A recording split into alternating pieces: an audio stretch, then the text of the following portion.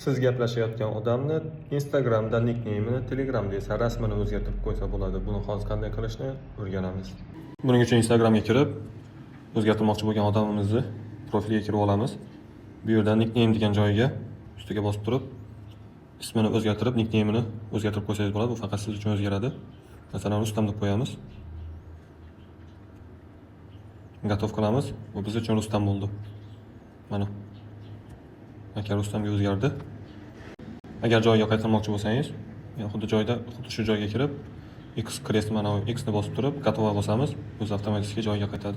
Endi Telegramda sizga kerak bo'lgan odamning rasmini o'zgartiramiz. Buning uchun Telegramga kirib olamiz. Masalan, Babulnet adminni rasmini o'zgartirmoqchimiz. Buning uchun kiramiz. Agar sizda bu raqamni saqlanib bo'lmagan bo'lsa, raqamini saqlanib qilib olishingiz kerak. Keyin izminitga bosamiz. Izminitga bosib, установить foto для Babulnet degan joyga bitta bosamizda mana shu rasmni qo'yamiz. Bu yerda o'zi sizga ma'lumot beryapti. Bu rasm deyapti, faqat Babulnetni rasmini o'zgartiradi. Bu rasm faqat sizga ko'rinadi deb aytyapti. Добавить qilamiz. Gatovaga bosamiz. Bo'ldi.